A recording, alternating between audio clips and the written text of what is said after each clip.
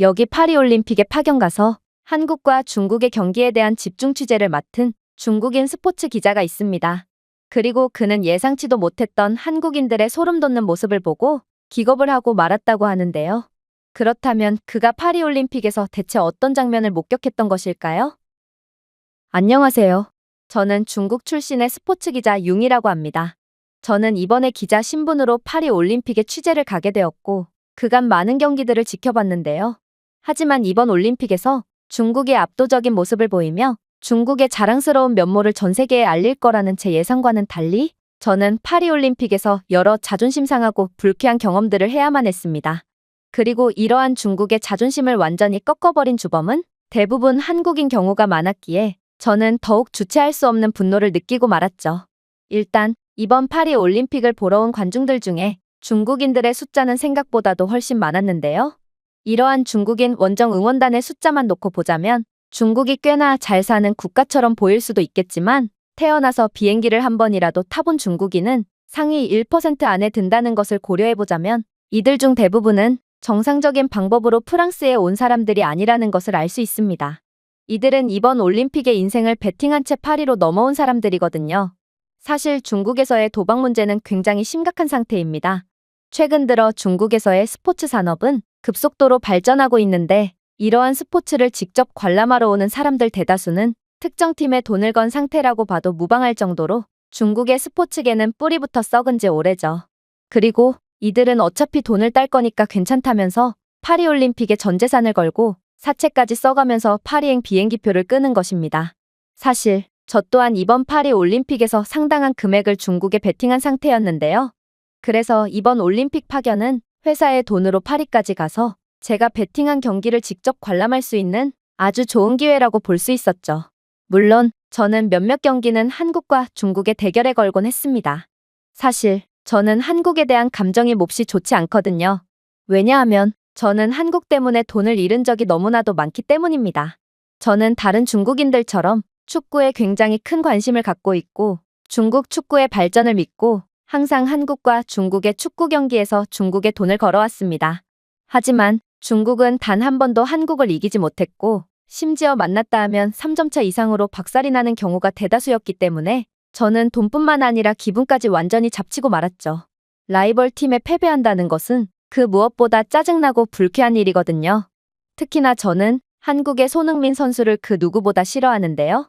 아무래도 이건 대부분의 중국인 축구 팬들에게 해당되는 말일 텐데 축구에 매우 관심이 많은 중국인들의 특성상 해외 축구라면 전부 깨고 있거든요.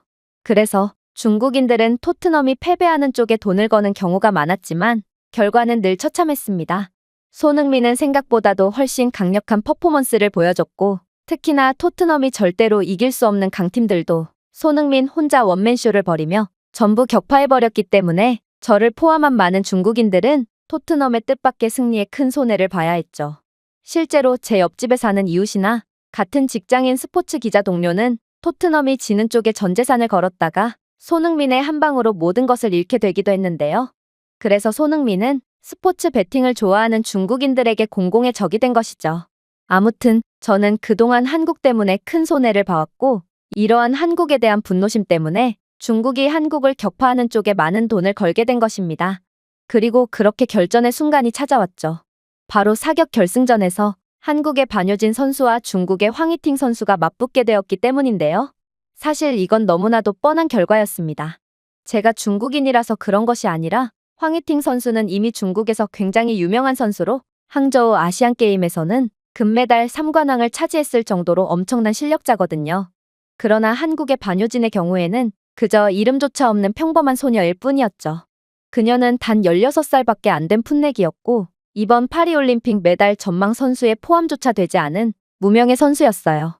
제 스포츠 기자로서의 전문적인 분석 결과 이건 중국이 한국을 못 이길 수가 없는 경기였고 당연히 저는 중국의 황희팅이 한국의 반효진을 꺾는데 많은 돈을 걸게 되었습니다. 하지만 경기가 시작되자마자 생각지도 못한 이변이 펼쳐지고 말았죠.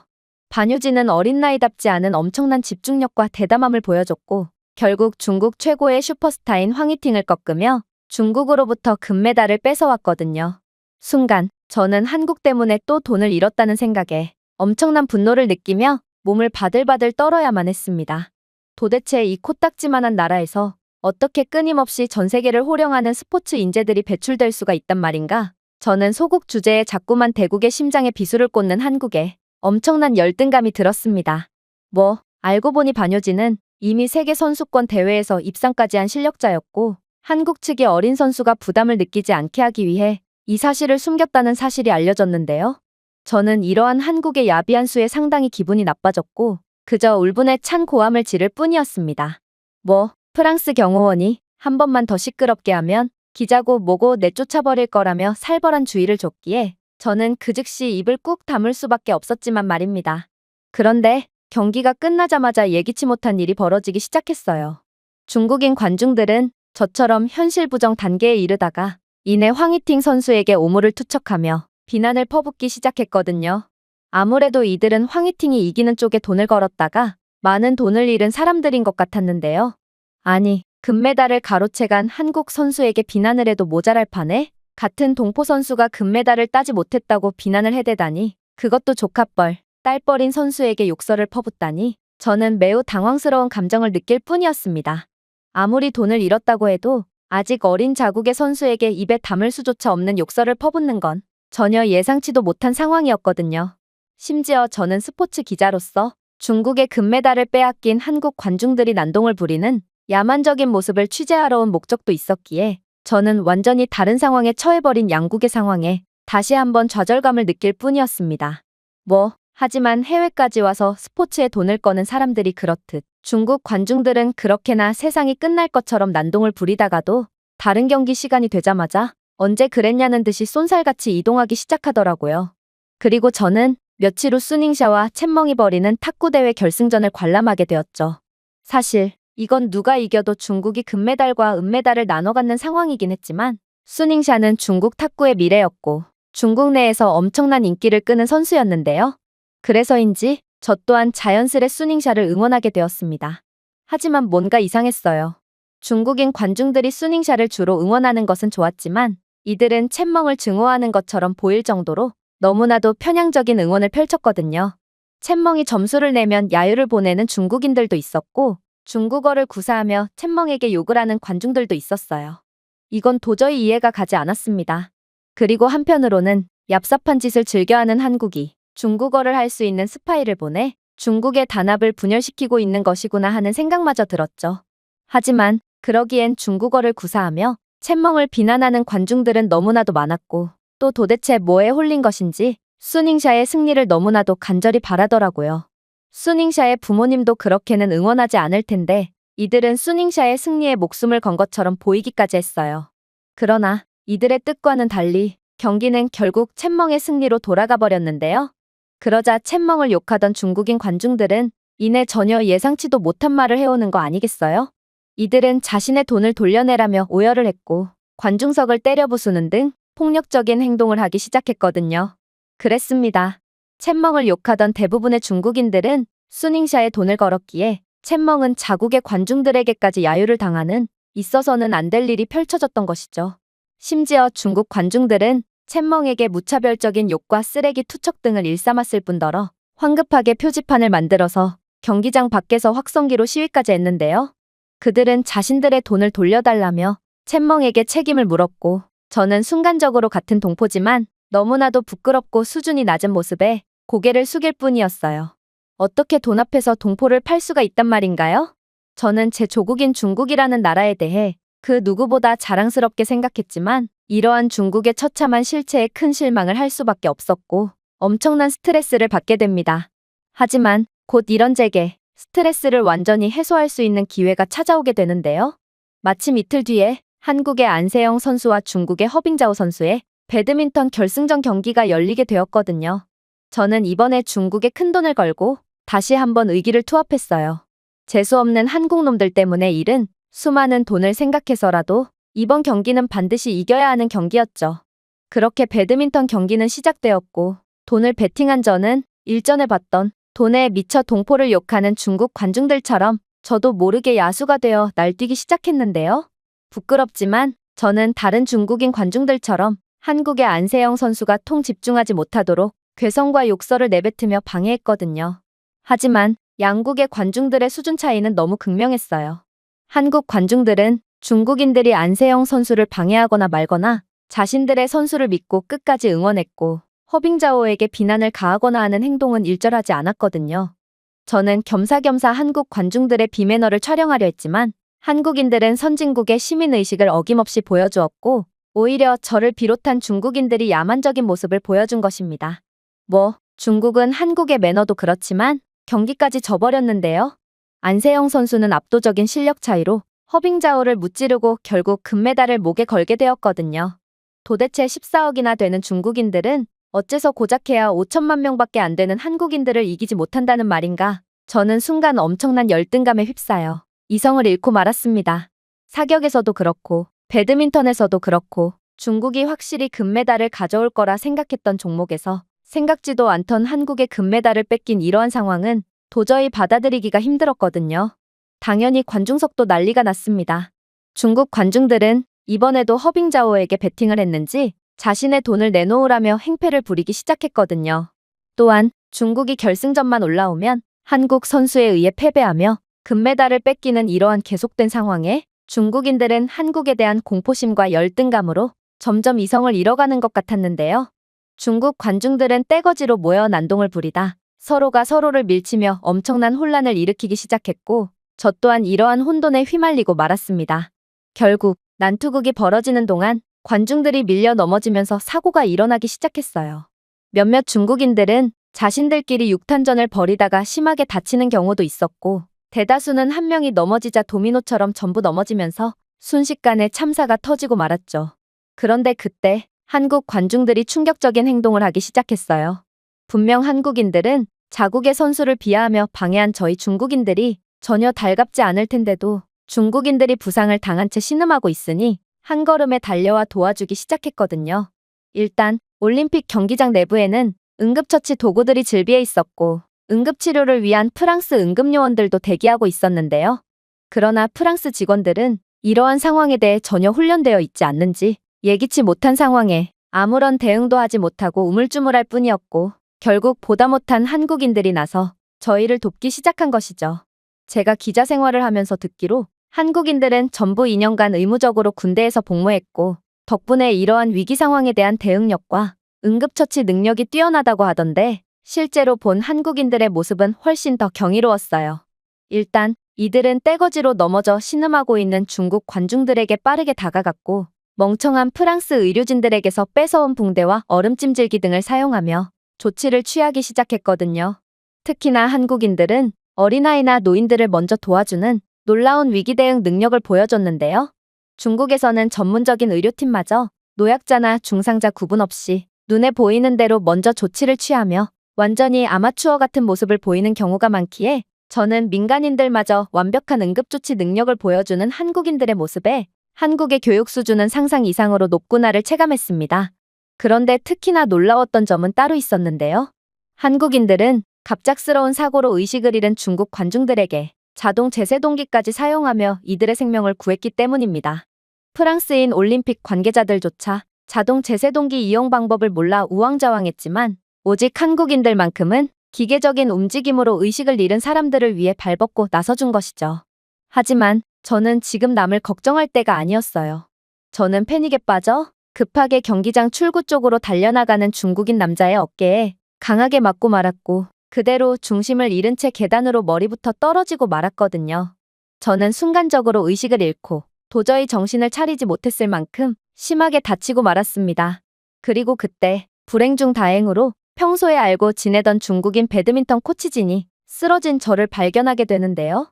사실 중국에서는 기자단의 권력이 막강하기에 선수진들이 스포츠 기자들에게 잘 대접해주는 문화가 있고, 결국 저는 배드민턴 코치진의 부축을 받으며 중국 선수촌 근처에 있다는 별도의 중국 선수단 전용 병원에 들어가게 됩니다. 그런데 저는 병원에 들어가자마자 경악을 할 수밖에 없었는데요. 저는 분명 중국은 이번 파리올림픽에서 별도의 의료팀과 함께 온 몇 안 되는 국가고, 이는 중국의 강력하고 부유한 면모를 여실히 보여준다는 기사를 본 적이 있지만, 직접 보게 된 중국의 임시병원은 기사에서 본 완벽한 모습과는 정반대로 열악하기 그지없었거든요. 아무리 임시병원이라고 해도 그렇지, 병원에는 붕대나 주사기 등도 제대로 갖추고 있지 않아서 다친 선수들이 직접 재료를 구해오면 그제야 치료를 해주고 있었죠. 이게 대체 무슨 상황이란 말인가? 저는 어처구니가 없어져서 배드민턴 코치에게 이게 어떻게 된 일이냐고 물었는데요. 그러자 코치는 충격적인 말을 해오더군요. 예산이 없는데 어떻게 의료진들을 데려올 수가 있겠어요? 올림픽 예산이라고 나온 돈들은 전부 중국의 스포츠 행정부 내에 부패한 고위 관계자들과 공무원들이 횡령했고 그 나머지의 돈마저 선수단 관계자, 감독 등이 전부 가로채니 남은 예산이 있을 리가 있나요? 결국 이번 올림픽 선수단과 함께 파견 온 의사는 무면허 의사고 마땅한 의료 장비도 없는 거예요. 저는 중국의 열악하고도 부패한 시스템에 학을 떼고 말았습니다. 중국의 후진적인 사회 시스템은 진작에 알았지만 올림픽이라는 국제 무대에서조차 이런 황당한 비리를 저지를 거라고는 상상치도 못했거든요. 하지만 무허가 의사의 치료는 더욱 경악스러웠어요.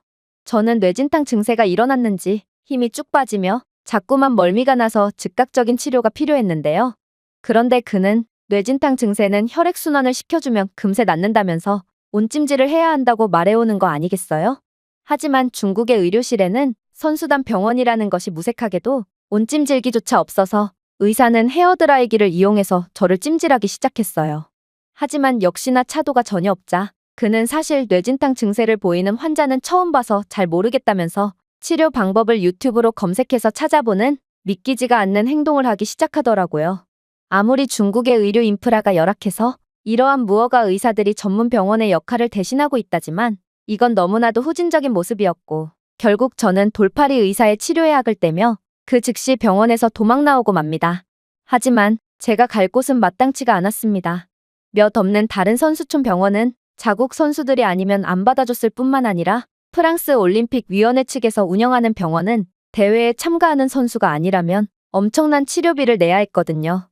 하지만 저는 중국에 베팅하느라 모든 돈을 탕진한 상태였기에 도저히 치료를 받을 수가 없었어요. 그때 문득 생각난 게 바로 한국이었습니다. 저는 한국인들이 경기장에서 보여준 수준 높은 모습이 순간적으로 스쳐 지나갔고 혹시나 싶은 마음에 한달음에 한국 선수촌으로 들어가 봤는데요.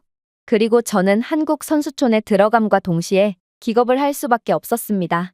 이들은 제가 봤던 그 어떤 선수촌 병원보다도 훨씬 더 선진적이고 첨단화되어 있는 전문 병원을 구축해둔 상태였거든요.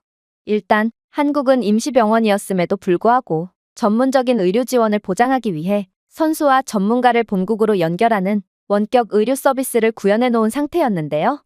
이러한 플랫폼은 스포츠 의학 전문가, 영양사, 정신건강 전문가와 실시간으로 상담할 수 있도록 하여 선수가 위치에 관계없이 포괄적인 치료를 받을 수 있도록 보장했습니다.